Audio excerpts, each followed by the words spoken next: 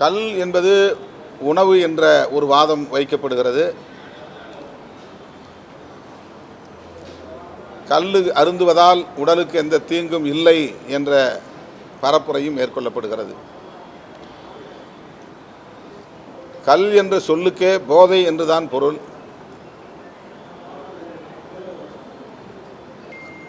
அது மது என்றாலும் கல் என்றாலும் ஒன்றுதான். போதைப் பொருள்களை உட்கொள்ளக்கூடாது என்று ஐயன் திருவள்ளுவனே கல்லுண்ணாமை என்கிற தலைப்பிலே ஒரு அதிகாரமே பாடியிருக்கிறார். இந்த நிலையில் கல் இறக்கும் தொழிலாளர்களின் நலன்களுக்காக பேசுகிறோம் என்கிற பெயரில் நாம் போதைப் பொருள்கள் பயன்பாட்டை வலியுறுத்துவது ஏற்புடையதல்ல. விடுதலை சிறுத்தைகள் கட்சி மது மற்றும் போதைப் பொருள்கள் அனைத்தும் ஒழிக்கப்பட வேண்டும் என்பதை தொடர்ந்து வலியுறுத்துகிறோம். தமிழ்நாட்டில் மட்டுமல்ல, இந்திய அளவில் ஒழிக்க வேண்டும் என்பதுதான் எமது நிலைப்பாடு. இந்திய ஒன்றிய அரசுக்கும் இதிலே பொறுப்பு இருக்கிறது. மது விலக்கை ஒரு தேசிய கொள்கையாக ஏற்று அதன் அடிப்படையில் அனைத்து மாநிலங்களிலும் மது விற்பனையை தடை செய்ய வேண்டும். கல் போன்ற போதைப்பொருள்கள் புழக்கத்தை தடை செய்ய வேண்டும். தீவிரமாக போதைப்பொருள் தொடர்பான மஃபியா கும்பலை கட்டுப்படுத்த வேண்டும். கைது செய்து அவர்களை கட்டுப்படுத்த வேண்டும். இல்லையேல் ஒரு தேசத்தின் மிக பெரும் ஆற்றலாக இருக்கிற இளம் தலைமுறையினர் வெகுவாக பாதிக்கப்படுவார்கள். அதனால் இந்த தேசமும் பாதிக்கப்படும். என்ன உள்கட்டமைப்பு வசதிகளை ஏற்படுத்தினாலும் மனித ஆற்றல் தான் எல்லா ஆற்றல்களையும் விட மேலானது. மனித ஆற்றல்களை நாம் உள்ளூர அழித்துவிட்டு தேசத்தின் கட்டுமானத்திலே மட்டும், உள்கட்டமைப்பு வசதிகளுக்கான கட்டுமானத்தில் மட்டும் கவனம் செலுத்துவது புத்திசாலித்தனம் ஆகாது. ஆகவே ஒரு தேசத்தின் வளர்ச்சியில் உள்கட்டமைப்பு மேம்படுத்துதல் என்பதையும் தாண்டி மனித ஆற்றல்களை செழுமைப்படுத்துவது என்பது மிகவும் முக்கியமானது. எனவே கல் இறக்குவது உட்பட அனைத்து வகையான போதை பயன்பாட்டையும் முற்றாக தடுக்க வேண்டும், ஒழிக்க வேண்டும் என்று விடுதலை சிறுத்தைகள் கட்சி வலியுறுத்துகிறது.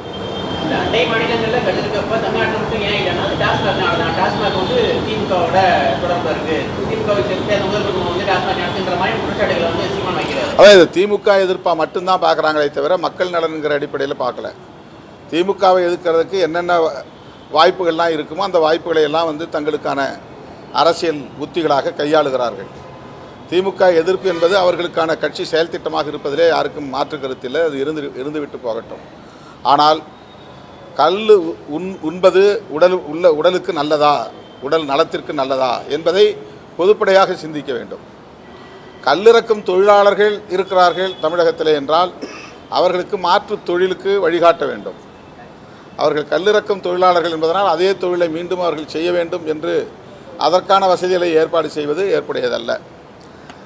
பனைமரத்திலும் தென்னை மரத்திலும் நமக்கு இருக்கக்கூடிய வாய்ப்புகளை பயன்படுத்தி எவ்வளவுதான் கல் உற்பத்தி செய்தாலும் கூட அது நம்முடைய தேவைக்கு பயன்படாது. ஆகவே இறக்குகிற கல்லில் கலப்படம் செய்தால் மட்டும்தான் அதை தாக்குப்பிடித்து ஓட்ட முடியும். கல் இறக்கி கல் விற்பனை செய்தாலும் கூட கலப்படம் என்பது தவிர்க்க முடியாததாக மாறிவிடும். கலப்படத்திலே நச்சு பொருள் தான் பெரும்பாலும் இடம்பெறுகின்றன. குளோரல் ஹைட்ரேட் என்கிற ஒரு பொருள் கலக்கப்படுவதாக சொல்லுகிறார்கள். போதை இன்னும் கூட வேண்டும் என்பதற்காக டயசெப்பாம் என்கிற மாத்திரை அதிலே கரைப்பதாக சொல்லுகிறார்கள். ஸ்பிரிட், நேரடியாக ரெக்டிஃபைட் ஸ்பிரிட், அதை கல்லிலே கலப்பதாக சொல்லுகிறார்கள். இது வெறும் யூகம் அல்ல.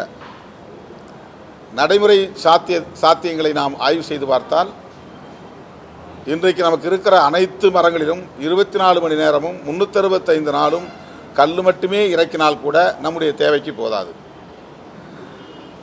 காய்க்க வேண்டும் என்று விரும்புகிறவர்கள் வருடம் முழுவதும் கல் இறக்குவதற்கு அனுமதிக்க மாட்டார்கள். ஒரு ஆண்டு கல் இறக்குவதற்கு அனுமதித்தால் அடுத்த ஆண்டு காய்ப்பதற்கு ஏற்பாடு செய்வார்கள். மரங்கள் பூக்க வேண்டும், காய்க்க வேண்டும்.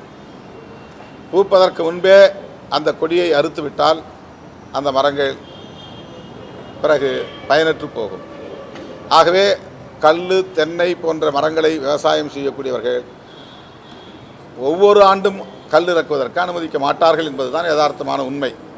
இந்த நிலையில் அதை ஒரு உணவு என்று சொல்லி அதை பயன்படுத்தி திமுகவையும் திமுக ஆட்சியையும் விமர்சிக்க பயன்படுத்தி கொள்ளலாமே தவிர அது உண்மையில் மக்கள் நலன் சார்ந்த கோரிக்கை அல்ல.